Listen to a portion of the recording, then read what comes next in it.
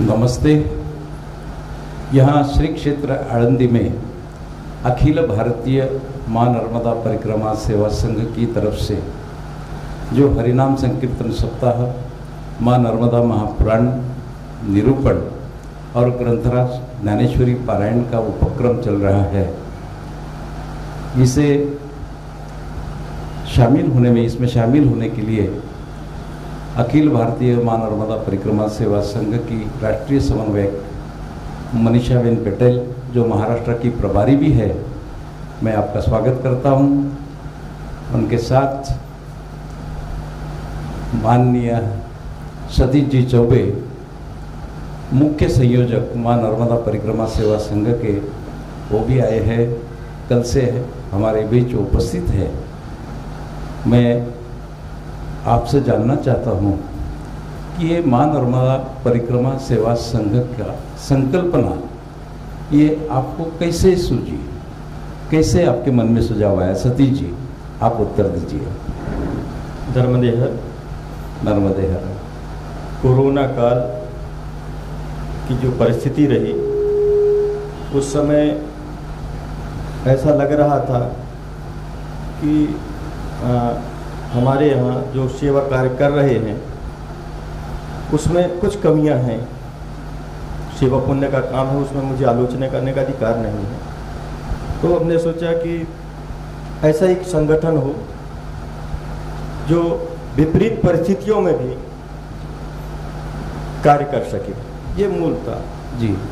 फिर मेरे पहले से ही मैं माँ नर्मदा की सेवा करता हूँ और विभिन्न सामाजिक गतिविधियों में संलग्न हूँ, तो इन सब का निचोड़ बनाकर एक संगठन तैयार किया जाए। जहाँ जहाँ मैंने सीखा या कमी देखी या अच्छा देखा, उस पर एक ऐसा संगठन बनाया जाए जो भेद मुक्त हो। जैसे नर्मदा, माँ नर्मदा के पास जाइए, वो नहीं देखता छोटे हो बड़े हो, कौन हो, कहाँ से हो, कैसे हो, ये उससे मतलब नहीं। आप तो निकल पड़े और सामने वाले ने नर्मदे हर कहा और बाबा आओ घर में जी।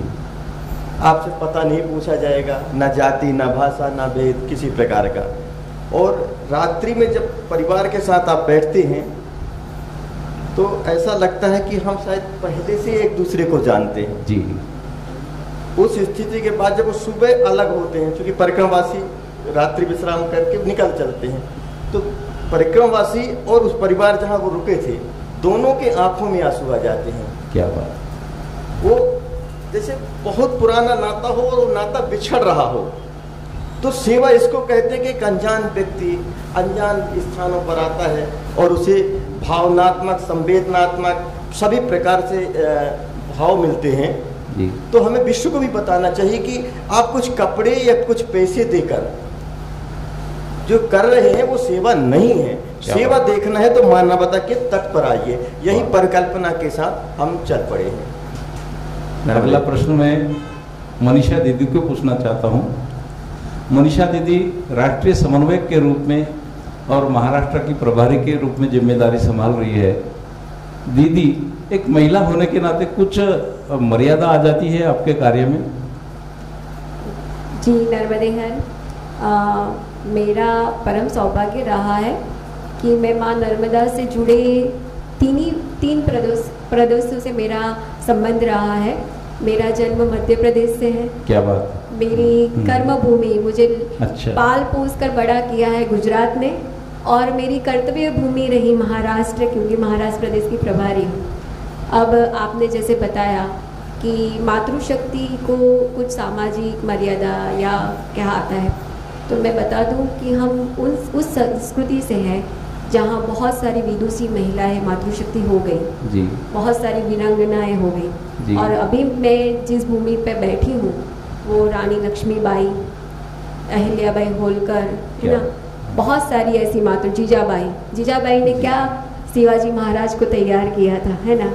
तो मर्यादाएं सिर्फ हमारे मन में हुए।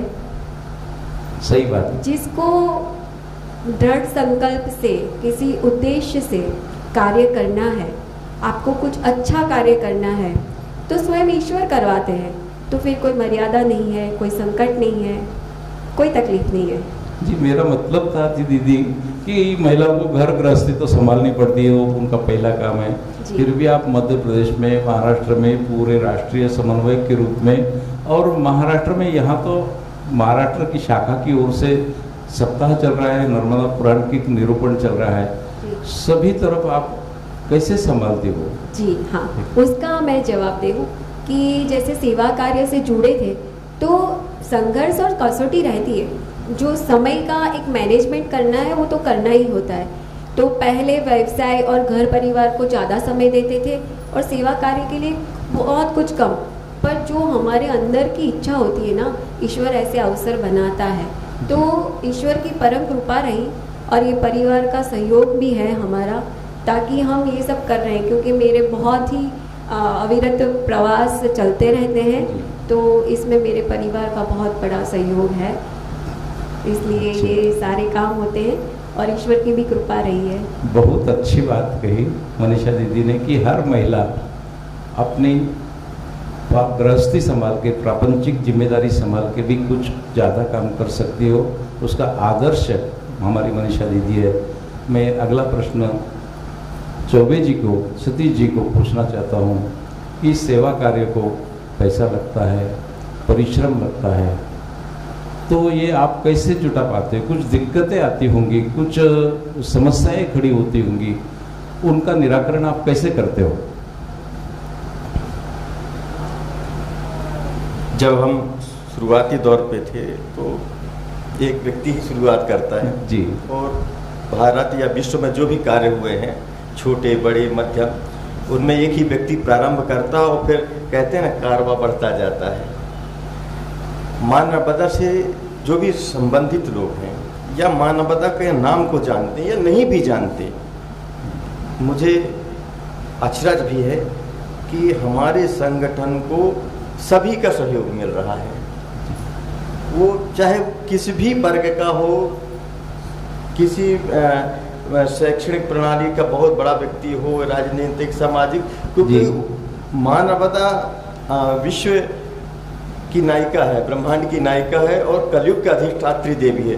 तो वो सबको सम्मोहित कर देती हमारे संगठन के लिए, ऐसा मेरा व्यक्तिगत मत है। और सब लोग हमें सहयोग करते हैं। और रही बात, कुछ परेशानियां आती हैं, क्योंकि माँ नर्मदा आपको उस स्थान पे भी देखती है कि आप बाधा से कितना डरते हैं। तो जैसे आप बाधा से डरेंगे तो फिर वो किनारे कर देगी आपको। पहले परीक्षा तो लेती है, परीक्षा लेती है। समस्या मतलब परीक्षा है, वो अगर पास हो गए हम। हाँ। और यदि आप हठ रूप में आ गए कि मैया मैं तो करूँगा, तो वो इतने सरलता से करवा देती है जो शायद आप सब कुछ होकर भी नहीं कर पाती। तो मैया संभाल लेती है, मैया संभालती है। मैया का ही यह संगठन और मैया के द्वारा ही ये चल रहा है। अरे वाह, बहुत अच्छा, बहुत बड़ी श्रद्धा की बात कही। महाराष्ट्र में आपका संगठन बहुत बढ़ रहा है, आप कुछ नई नियुक्तियां कर रहे हैं। ये महाराष्ट्र के लोगों का अनुभव ऐसा है कि अगर आपने कुछ उनको जिम्मेदारी दी तो बड़ी लगन से निभाते हैं। नासिक जिले के संयोजक के रूप में हमारी दीदी काम कर रही है, नलिनी दीदी, सुदाम नाना कर रहे हैं।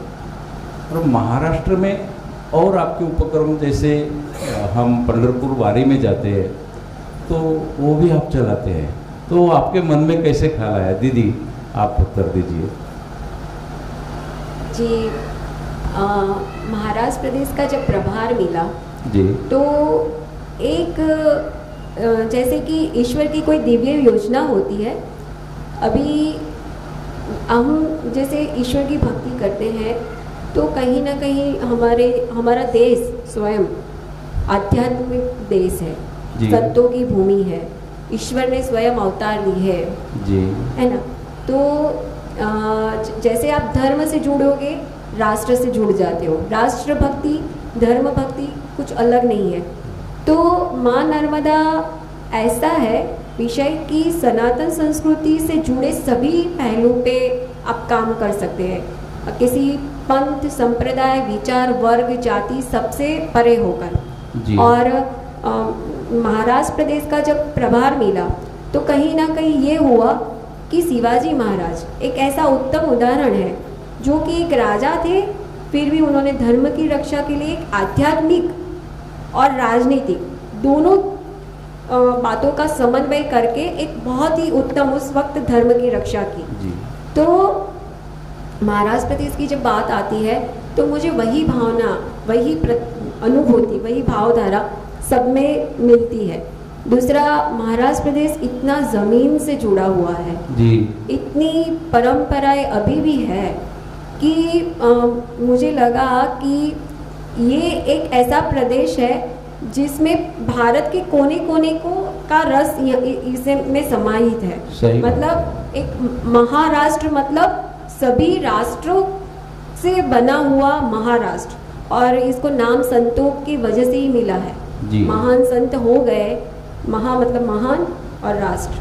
तो महाराष्ट्र को मैं अपने आप में पूरे भारत को देखती हूँ, और महाराष्ट्र का प्रत्येक प्रतिनिधि, चाहे वो हमारा पदाधिकारी है, चाहे वो माँ नर्मदा का भक्त है, चाहे वो ज्ञानेश्वरी मावली का भक्त है, सभी में एक भावना जब देखते हैं तो ऐसा लगता है कि अखंड सनातन राष्ट्र जी। और हमारी आध्यात्मिकता, जैसे कि स्वामी विवेकानंद ने बताया था कि अगर 100 नचिकेता तैयार हो जाएंगे तो भारत को विश्व गुरु बनने से कोई नहीं रोक सकेगा। वाह। तो ऐसी संकल्पना मुझे महाराष्ट्र प्रदेश से अनुभूति होती है कि मैं यहाँ से उसको आगे ले जा सकती हूँ। और आपने जो कुछ कार्यों के बारे में बताया, तो वारी यात्रा जी। जैसे सनातन संस्कृति से जुड़ी सभी यात्राओं पे कार्य कर रहे हैं। तो उत्तर वाहिनी के बाद महाराष्ट्र की प्रसिद्ध वारकरी यात्रा ही थी जी। और उसके बारे में बहुत सारे लोगों ने सिर्फ सुना था, जानते नहीं थे, और कुछ मिथ्या चीज़ें भी प्रवाहित होती है, हम उससे भी जूझ रहे हैं। हमारी संस्कृति के बारे में बहुत सारी मनगढ़ंत बातें बताई जाती हैं, तो लोग क्या करते हैं, श्रद्धा होती भी है, जानने का मन भी करता है, तो भी दूर रहते हैं। जी। तो हमारा प्रयास ये था अखिल भारतीय माँ नर्मदा परिक्रमा सेवा संघ का कि प्रत्यक्ष अनुभूति करें और दूसरे प्रदेश के लोगों को भी बताएं कि ये क्या है, इसकी आध्यात्मिक अनुभूति लीजिए, तब पता चलेगा आपको। और स्वच्छता और सम्मान, जैसे कि अगर हम ईश्वर से जुड़े रहे हैं तो हमको हमारे कर्तव्य बोध भी होने ही चाहिए, और सब कुछ है लेकिन कर्तव्य बोध नहीं है तो फिर हमारी साधना भी सार्थक नहीं होती। अच्छा। तो वो सम्मान करते हुए हम साधना करें, इस उद्देश्य से हम सारे कार्य कर रहे हैं। जी जी। नर्मदे हर। बहुत अच्छा उत्तर दिया दीदी ने। दीदी, महाराष्ट्र संतों की भूमि है आपने बताया, और संत शिरोमणि ज्ञानेश्वर महाराज इन्होंने इस संप्रदाय की नींव रखी है। ज्ञान देवे रचिला पाया, ऐसा बोला जाता है। तो तुकाराम महाराज की शिष्या बहिणाबाई करके हो गई, उन्होंने अभंग रचने के पहले ज्ञानों को नमस्कार किया, ज्ञान देवे रचिला पाया, जो नींव इसकी रखी। और सभी जाति के, पंथ के, आर्थिक स्तर के लोग इस वारी में शामिल होते हैं। इतना ही नहीं, विदेशों से भी कुछ भाविक आते हैं और रेगुलर वारी करते हैं। जैसे हम परिक्रमा में परिक्रमावासी की सेवा करते हैं, तो सेवा में तो उद्देश्य सेवा का ही है, वारी में उद्देश्य सेवा का ही होता है। तो माझी ये जातीचे मज भेटो कोणी, मेरे धर्म के, प्रकृति धर्म के कुछ लोग अगर मिल गए तो ये काम बहुत आगे जा सकता है। आपके इस विचार को मैं बहुत प्रभावित हुआ हूँ। दिंडी के अनुभव आप कितने साल से ले रही है दीदी? ये मेरा प्रथम अनुभव था। प्रथम अनुभव था। और दादा मैं बताऊं जी कि मैंने इतना अद्भुत अनुभव किया है, इतना दिव्य, इतना आध्यात्मिक, जैसे कि एक मैं वही इंसान हूँ जिसमें मेरे स्वभाव की कुछ मर्यादा है, कुछ कमी है जी। लेकिन जैसे मैंने डिंडी में मैं वारी यात्रा में थी तो मैंने ये देखा कि वही स्वभाव के व्यक्ति में एक अजब सी सात्विकता आ जाती है। आपको किसी प्रकार का अभाव, तनाव, किसी ने कुछ बोला फिर भी आप शांत हैं। तो मैं बहुत आश्चर्य में थी कि अरे इतना लाइटनेस, मतलब इतनी हल्का, इतना मन में हल्कापन है, इतना आनंद है, इतनी शांति क्यों है? जी। और मैं इतना अंतर्मुख होती जा रही थी और इतनी सूक्ष्मता से उसको समझ रही थी, तब मुझे लगा कि ईश्वर कितना परम कृपालु है कि जिस चीज़ की मुझे मेरे में योग्यता नहीं है, ना मैंने वैसी कोई साधना की है, फिर भी ईश्वर मुझे इतनी सरलता से इतनी अद्भुत चीज़ अनुभूति भी करवा रहे हैं, समझा भी रहे हैं और मेरे अंदर से कमियां इतनी आसानी से निकल जा रही है, जिसके लिए शायद मुझे वर्षों तक तप करना पड़ेगा। और दूसरी बात ये कि जिस अपनेपन से सेवा कार्य होता है वो भी अपने आप में अद्भुत है। एक साथ 15-20 लाख भक्त समुदाय छोटे से गांव में कैसे समा जाते हैं, ये सारी ईश्वरीय योजना है और इसको अनुभव करना है तो वारी यात्रा का अनुभव जीवन में सभी ने एक बार अवश्य करना चाहिए। तो ये वारी हम आप हर साल चलाएंगे? जी बिल्कुल। और मैंने जैसे सबको निवेदन किया है कि आप एक वारी यात्रा में डिंडी में रजिस्ट्रेशन कीजिए, सब आइए, 2-4 दिन, 10 दिन, 5 दिन, 15 दिन, सब वो आएंगे 4 दिन के लिए, लेकिन मुझे विश्वास है कि आप पंढरपुर तक पहुंच के ही घर वापस जाएंगे। और जो पंढरपुर को पहुंचेंगे ना, तो आपको स्वयं लगेगा कि जैसे ईश्वर आपके इंतज़ार में थे। ये अनुभव होता है। जी, अगला प्रश्न मैं सतीश भाई को पूछना चाहता हूँ। ये जो वारी है महाराष्ट्र की, बहुत अद्भुत परंपरा है और उसका हर संतों की पालकी और वारी निकलती है महाराष्ट्र से, और सभी संत पंढरपुर में जाके भगवान पंडरीश परमात्मा पांडुरंग के दर्शन करके फिर वापस आते हैं। जैसे वहाँ हमारी विठू माऊली या ज्ञानेश्वर माऊली इन भाविकों को संभालती है, वैसे ही परिक्रमा में माँ नर्मदा संभालती है। नर्मदा मैया को सौंप देना खुद को, उसकी गोद में जाना और निश्चिंत हो जाना, इस सेवा कार्य में सतीश भाई आपका कुछ बहुत अद्भुत अनोखा अनुभव हो। वैसे तो अनुभव साक्षात्कार बहुत आते हैं परिक्रमा में और सेवा कार्य में, तो कुछ याददाश्त होगी अच्छे अनुभव की, वो हमें बताएं। मैं पहले तो वारी यात्रा के बारे में 2 शब्द बोलूँगा। मैंने लाइव देखा है, वारी यात्रा को लाइव देखा है। हाँ। इस बार मेरा भाग्य शायद नहीं रहा कि मैं नहीं आ पाया, किंतु उस यात्रा को देखने के बाद मुझे विश्वास हुआ कि उस यात्रा में तो देवी देवता भी उतर के आते होंगे किसी वेश में। क्या बात है। मुझे ऐसा एहसास हुआ। और नेक्स्ट बार मतलब अगले अवसर मैं किसी भी कैसी परिस्थिति रहेगी, मैं वारी यात्रा में स्वयं शामिल होऊंगा, ऐसा मैंने सोच के रखा है, संकल्प लेके रखा है। बाकी ईश्वर मैया की कृपा। मैं अभी ताज़ा बता रहा हूँ आपको। जिस दिन लॉकडाउन लगा था जी, लॉकडाउन के दिन दूसरे दिन एक गांव में, कुछ बहुत सारे गांव में जिनके पास मेरा नंबर था, गांव वाले उनको डंडे मार मार के बाहर निकाल रहे थे, बाहर परिक्रमावासियों को। अच्छा। मैंने उसी समय फ़ोन में बात किया लोगों से जो मेरे संपर्क हैं कि भाई ऐसा ऐसा करो, उनको सहयोग मिला। उसी समय एक व्यक्ति का सिवनी मध्य प्रदेश से फ़ोन आता है, बोले आप, मेरा नाम लिया उन्होंने, क्या बोल रहे हो जी?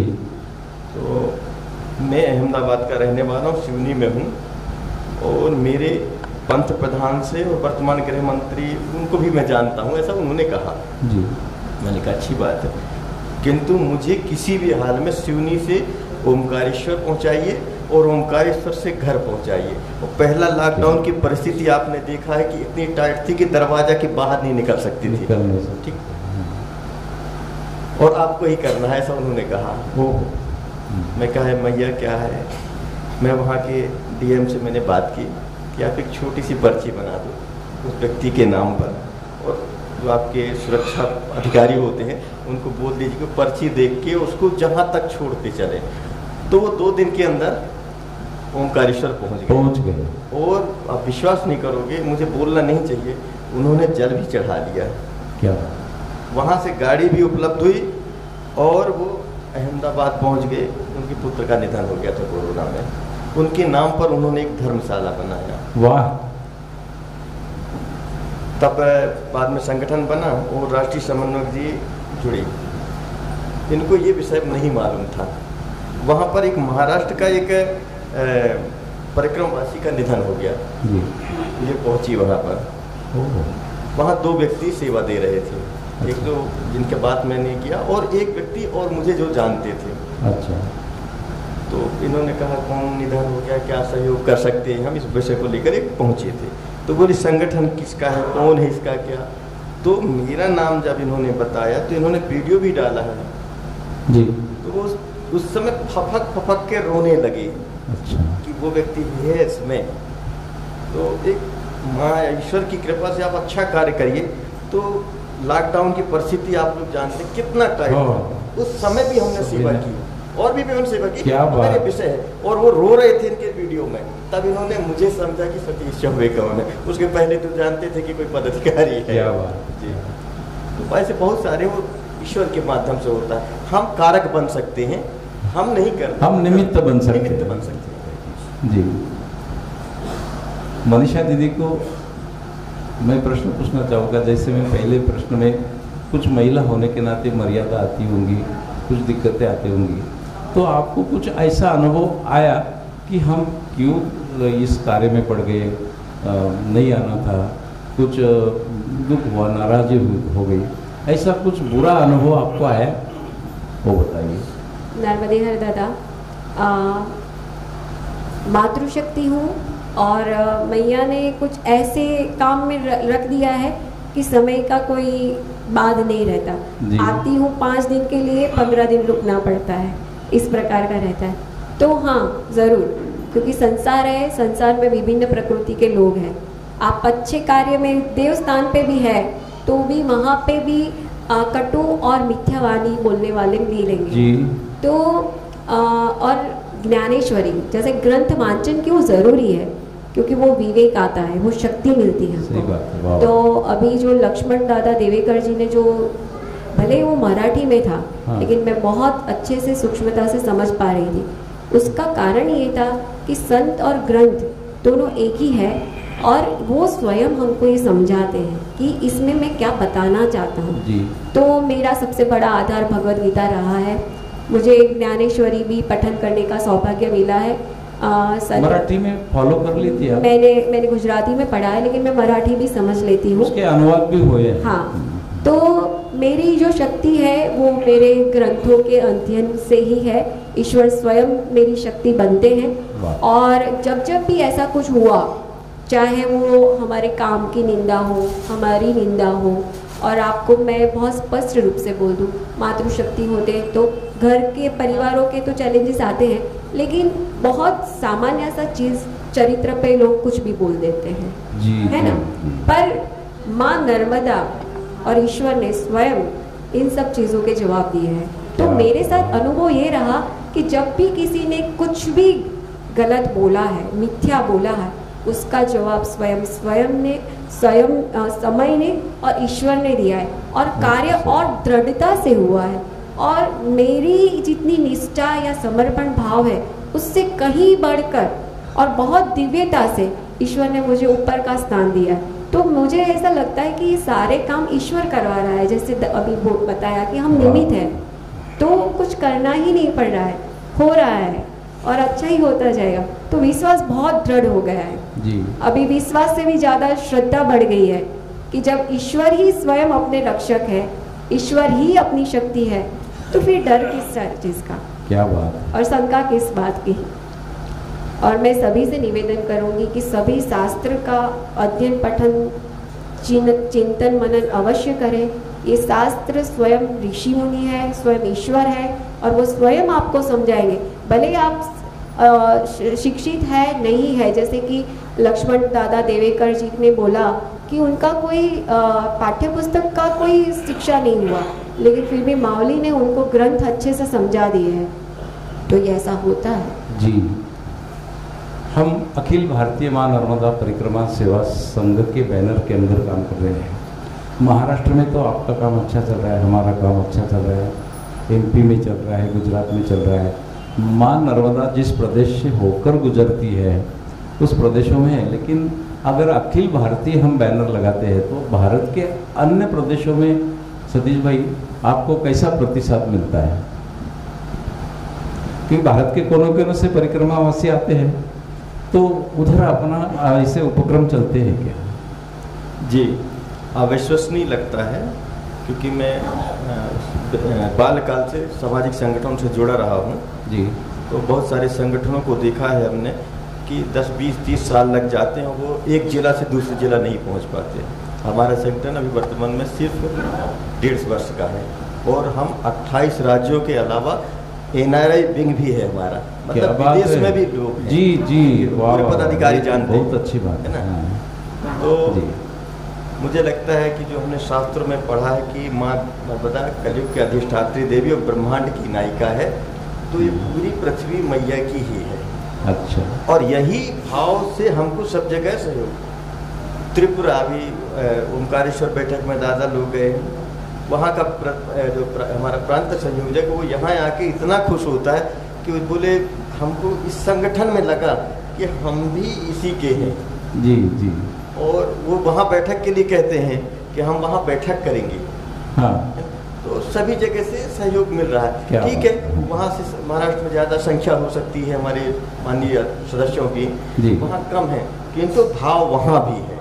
भाव वहाँ भी है और सेवा तो सब जगह होती है। और सेवा करने के लिए बहुत अच्छे लोग हैं, उन्हें एक अच्छा मंच नहीं मिल पाता, क्योंकि जो भी मंच बने हैं किसी की आलोचना हमें नहीं करना चाहिए, तो उनमें कुछ न कुछ भेद है, कहीं भाषा को लेकर है, कहीं प्रांत को लेकर है, कहीं पैसे को लेकर, शैक्षणिक के विभिन्न। मानवता का सेवा जैसे भेद मुक्त है, वैसे अपना संगठन भेद मुक्त है। ना यहाँ पैसे का कोई विषय है, आप कौन हो क्या हो, बस आपके मन में एक अच्छा भाव हो, यही हमारी परिभाषा है देने की। और ले रहे हैं, जुड़ रहे हैं, बहुत अच्छी संख्या में जुड़ रहे हैं। और अभी तो हम संरचना निर्माण में लगे हैं, हमारी मेंबरशिप को बहुत ज़्यादा ध्यान नहीं दे रहे, फिर भी लोग जुड़ रहे हैं जी। तो सभी जगह सहयोग मिल रहा है। जैसे कि आपने बताया सतीश भाई कि भाव मुख्य है, परिक्रमा में जो साधक आते हैं वो भक्ति भाव से ही आते हैं, वैसे ही आना चाहिए। लेकिन फिलहाल क्या चल रहा है, ट्रेंड जैसा चल रहा है कि मुझसे पैदल परिक्रमा नहीं होती, तो मैं मेरा वाहन लेकर आऊँगा, कुछ ग्रुप लेकर आऊँगा, तो परिक्रमा की बन गई यात्रा, और यात्रा में सभी लोग शरीक हो जाते हैं, तो यात्रा की बन गई ट्रिप। तो ये बात हम कैसे रोकेंगे मनीषा दीदी? जी, आपने बहुत ही अच्छा प्रश्न किया, क्योंकि हम समस्या और समाधान दोनों पे कार्य कर रहे हैं जी। अभी जो सेवा साधना, ये जो उद्देश्य शुरू हुआ संगठन का, वो समस्या से ही शुरू हुआ जी, है ना। और माँ नर्मदा की सेवा तो कर ही रहे थे, समाधान भी दे रहे थे, लेकिन संगठन की रचना समस्या के कारण हुई है कि इस प्रकार की जो हमारी परिक्रमा है उसका यथार्थ स्वरूप कहीं ना कहीं हम ही उसको खो रहे हैं। तो यथारूप रखने के लिए हमें प्रयास करना है। ईश्वर भी स्वयं हर चीज़ को यथारूप करने के लिए अवतार लेते। भगवद गीता थी, फिर भी ज्ञानेश्वरी के लिए ज्ञानेश्वरी मावली आए। तो आपने जो बताया है उसमें ये अखिल भारतीय माँ नर्मदा परिक्रमा सेवा संघ, आप स्वयं और ऐसे बहुत सारे विदुषी, मातृशक्ति, बहुत ओजस्वी और सुसंस्कृत दीर्घदृष्टा जो है, वो सब मिलके हम स्वयं वो प्रथा को, भावधारा को सब तक पहुंचाएंगे।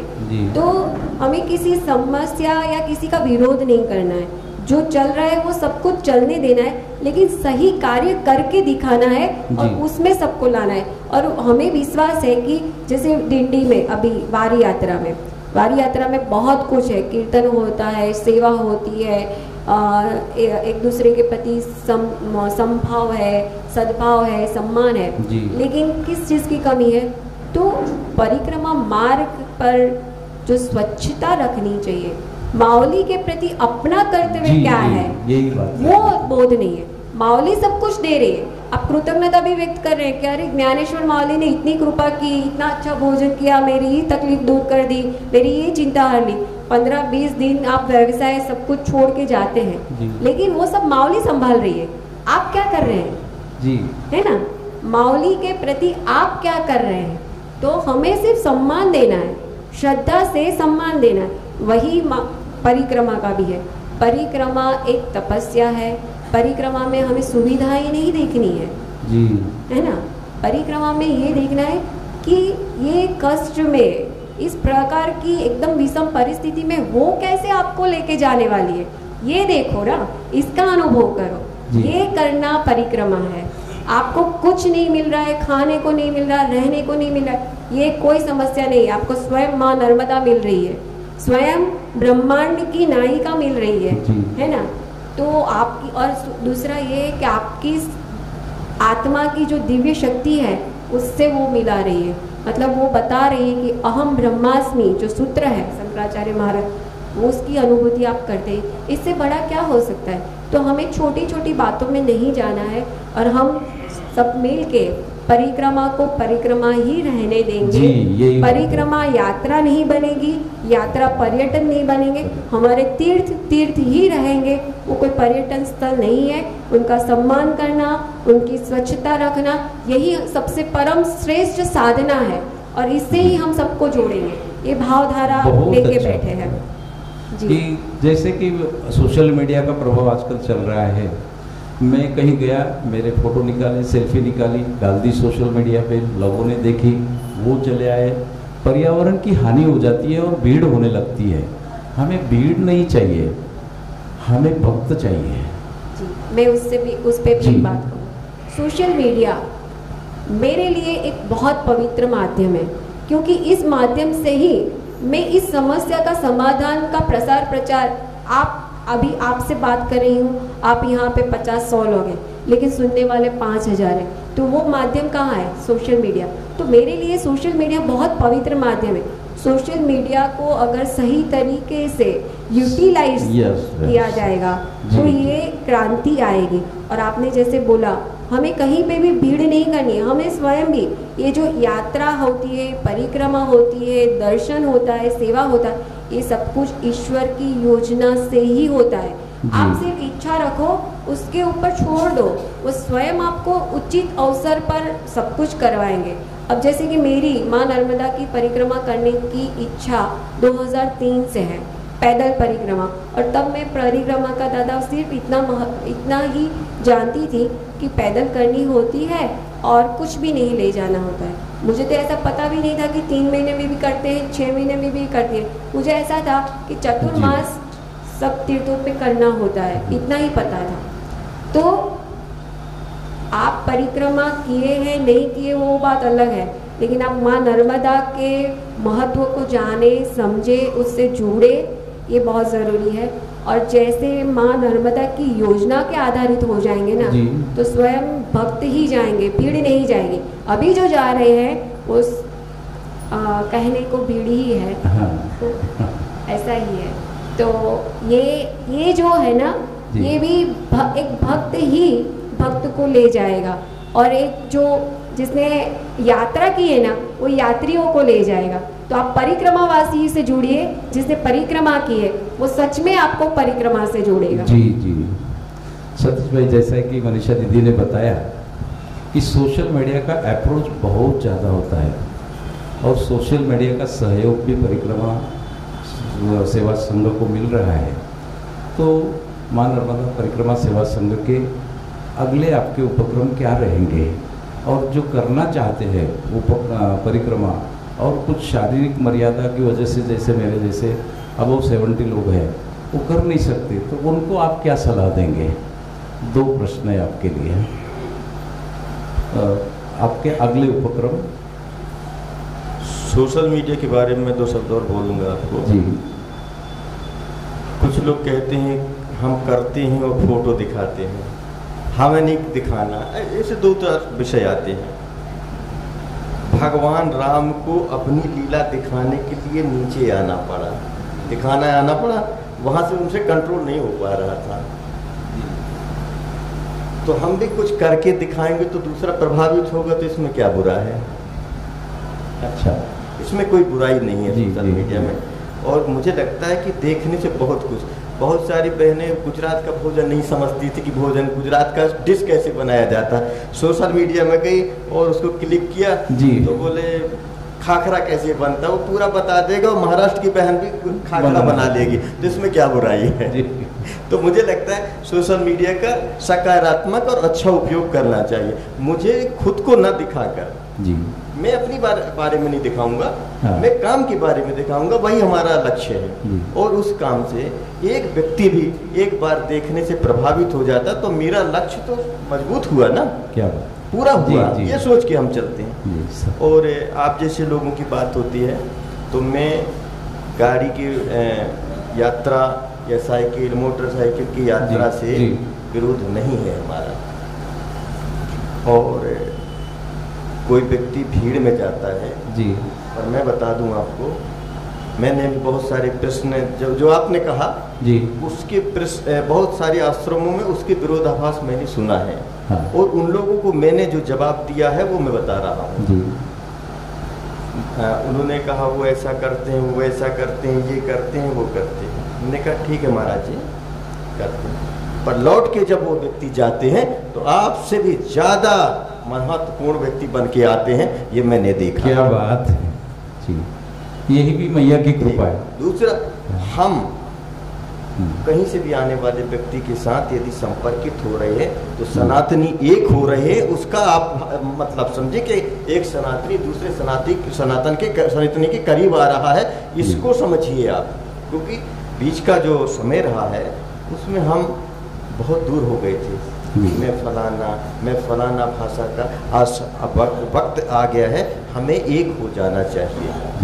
हमें भाषा और छोटी छोटी बातों को लेकर नहीं विवाद करना है, क्योंकि आने वाला जो भविष्य है, यह सब हमारे पूर्वज संतों ने और बहुत सारे व्यासों ने कहा है कि आने वाला जो भविष्य है वो भारत का है जी।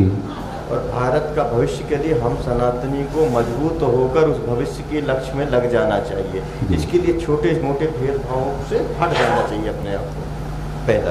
दूसरा, जब आप को नेतृत्व मिलेगा तो आप क्या दोगे दूसरों को? आप अपना सब कुछ भूल गए हो जी।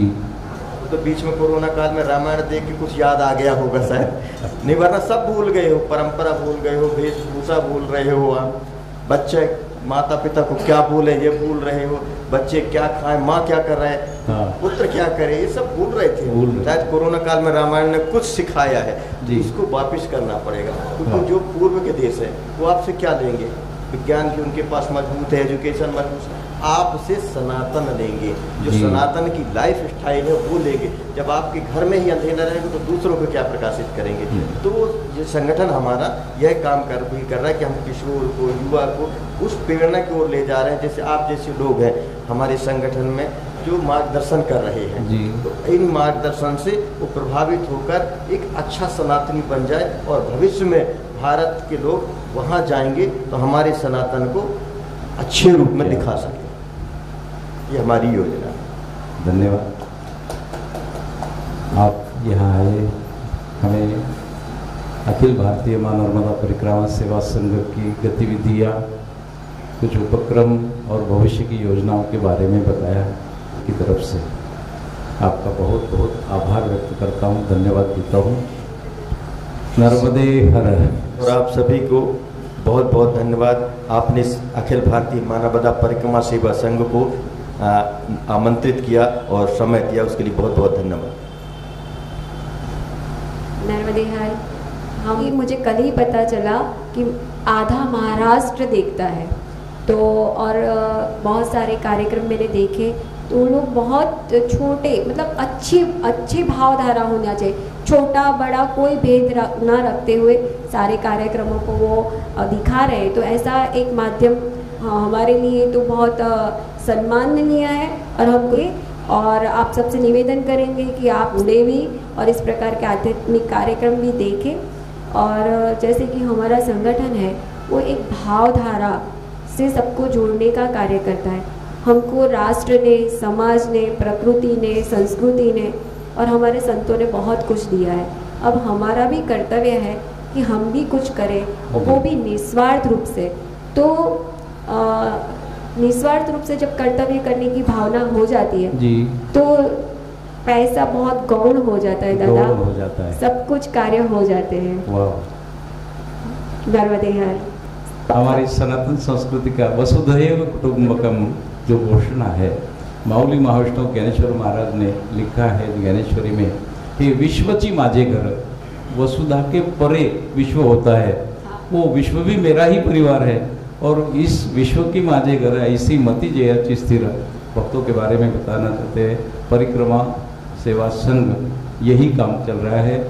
मैं आपको पूरे दिल से धन्यवाद देता हूँ और आपके कार्य को, हमारे कार्य को शुभेच्छा व्यक्त करता हूँ। धन्यवाद। खूब खूब कृतज्ञता, धन्यवाद। नर्मदे हर। नर्मदे हर।